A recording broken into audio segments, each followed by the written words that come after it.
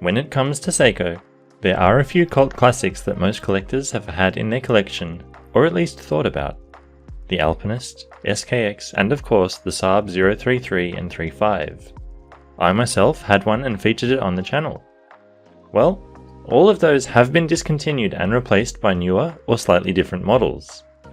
This is what replaced the SARB.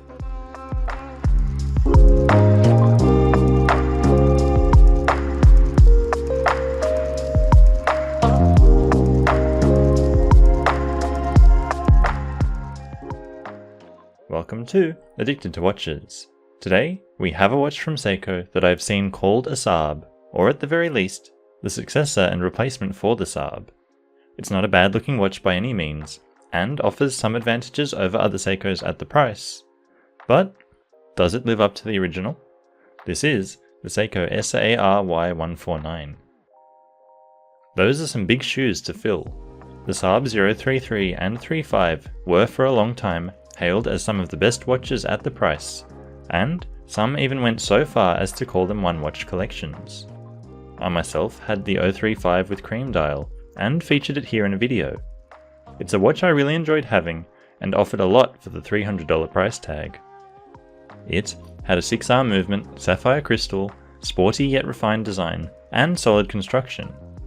Well, this SARY has some of those things, but if I'm honest, I wouldn't necessarily call this a true replacement to the SARB. This one is the JDM release of this watch, but there is also the international release with the model number SRPD99.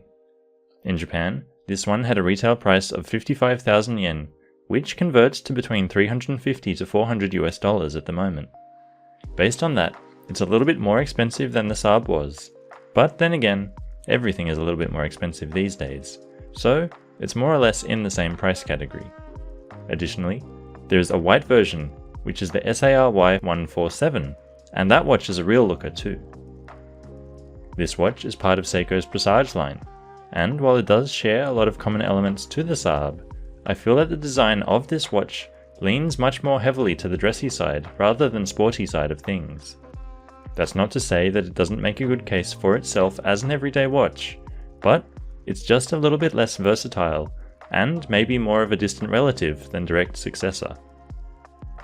So, what does it take to make a watch viable as an everyday choice?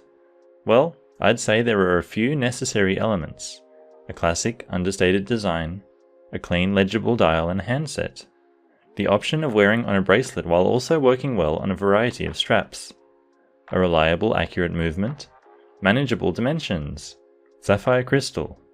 This watch has pretty much all of that. What it's missing, and why I think it doesn't quite live up to the SARB, is a lack of lume for after dark legibility, and, disappointingly, 30 meters of water resistance, which amounts to not much more than being splash proof. However, if you think of this as a weekday watch, then it's perfect. Just swap it out for a dive watch on the weekends. Enough waffle though, let's get on with what you're here for, the watch itself. Starting as always at the dial. This one is actually one aspect of the watch where I'd suggest an improvement was made. Where the SARB dial was flat with a slight sunburst effect, this dial has a subtle granular texture that can at times be difficult to photograph, but looks great in person. The dial is of course black, but the surface created by the texture of the dial occasionally catches the light and comes alive. Above the pinion, the Seiko logo has been applied and is brushed. Below the pinion, there are just 2 words moulded onto the dial and printed: Presage in a larger text, and Automatic smaller underneath. I don't know if both lines of text were really necessary, but it's not over the top or anything. An interesting design choice by Seiko, and one that I really like, is to replicate that dial texture on the top surface of the applied indices. There aren't many other places I've seen this done, and it really works well to make this watch a bit more distinctive in Seiko's lineup. While there is no lume, the texture on the markers rather than polish does assist with legibility and ensures they're always visible. They're fairly simple otherwise in terms of design and layout. The indices are all rectangular batons with polished bevels down each side. At 12, there are double batons for orientation, but 6 and 9 just have singles like all the other hours. At 3, there is a date window with an applied frame. Unfortunately, The dial texture hasn't been replicated here, but there is a mix of polished and frosted surfaces thanks to the inner bevel. The date housed inside has been color matched to the dial, and it works really well. Overall, the design of the dial is really balanced, clean and legible. Surrounding the dial is a fairly simple angled chapter ring. Minutes are marked just with printed white dots, and every 5 minutes has a larger dot. It's simple and all you really need to get an accurate read of the time. Moving on to the hands, they're not quite what I was expecting if I'm honest. They're leaf shape, which is pretty dressy, but that's not what I mean. They're painted white. Considering what Seiko did with the indices, I would have thought they would give the hands the same treatment. As it is, they're obviously very legible, white hands against a black dial. But I don't think that hands with a textured surface would have been much less so. The paint must have been applied quite thickly though, because the top surface seems to have a gentle curve that catches the light. The second hand, however, is just plain polished silver in a needle shape. The proportion of the hands is spot on, with the hour hand almost reaching the inner edge of the indices, and both the minute and second hand stretching right out to the chapter ring. Covering all of that is what I alluded to earlier, and an important element of a good everyday watch. Seiko decided to grace us with a sapphire crystal on this model, which is better than many other models in their lineup. I do get it's something they're improving on in recent years, but they still have a lot of catching up to do. It's only slightly domed, which I like since it creates a subtle effect, but unfortunately it doesn't seem like there's any anti-reflective coating, so you get a lot of reflections coming off it. I guess we should take what wins we can get when it comes to Seiko's crystals. Something else that makes a good everyday watch is of course size. If you're anything like me, you won't want something big and heavy on your wrist every day. So, something average or slightly below average in terms of size is ideal.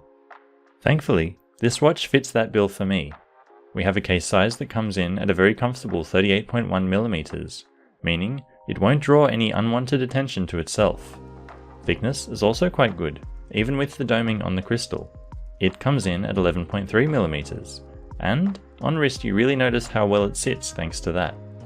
Lug to lug is as good as we've come to expect from Seiko case design, at 43.4mm, so it will easily accommodate smaller wrist sizes too.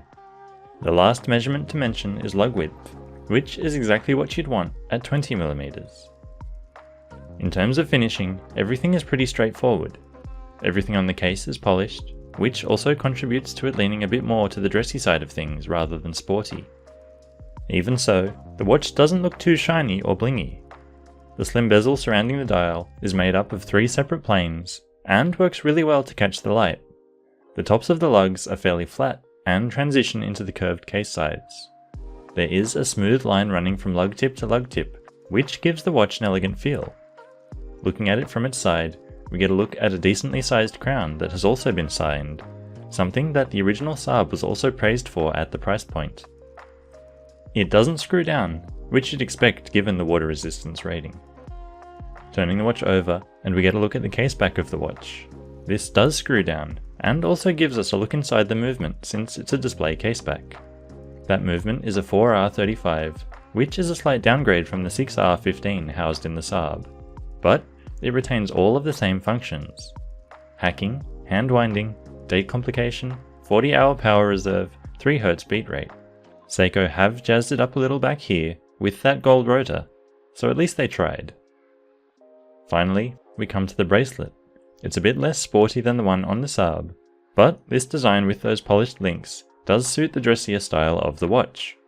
All of the links as well as the end links are solid, and while it may be a little on the thin side, it's pretty comfortable since the links are quite short. Those links may look like 5-piece links, but they're actually just 3-piece. That doesn't really get in the way though, and it conforms to the wrist shape really well. It tapers from the 20mm lugs down to 18 by the time it gets to the clasp. The clasp is a butterfly clasp, which some will like and some will hate. Thankfully at least, Seiko have included some half links to help you get a good fit, and I think it does the job pretty well. I've managed to get this one to fit just about how I like. The only letdown here is that the clasp itself is pressed rather than milled, but it's reasonably solid, and not something you'll really notice day to day. With all of that out of the way now, let's get it on wrist and see how it wears.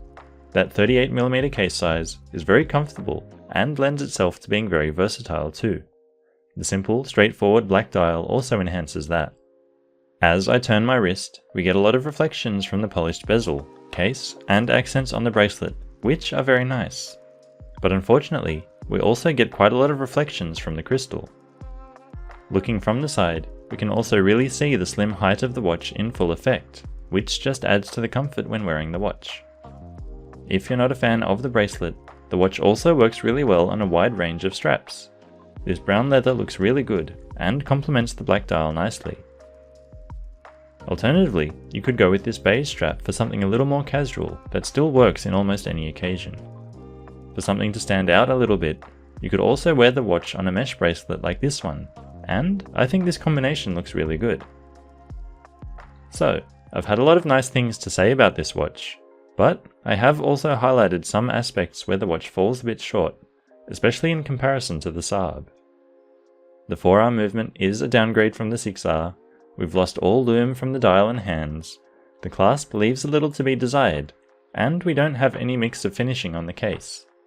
That said, I think the dial texture is an improvement, and if you prefer a dressy style watch, then this is a solid option. Personally, I think I prefer the SARB, but I still enjoy wearing this one. It took a little while to grow on me, but now that it has, I may just go hunting for that white version. What do you think about this watch? Do you have one of these Seikos in your collection? Would you pick this over the SARB? Will any new watch from Seiko achieve the cult status that the SARB did? Let me know in the comments, and I'll see you next time.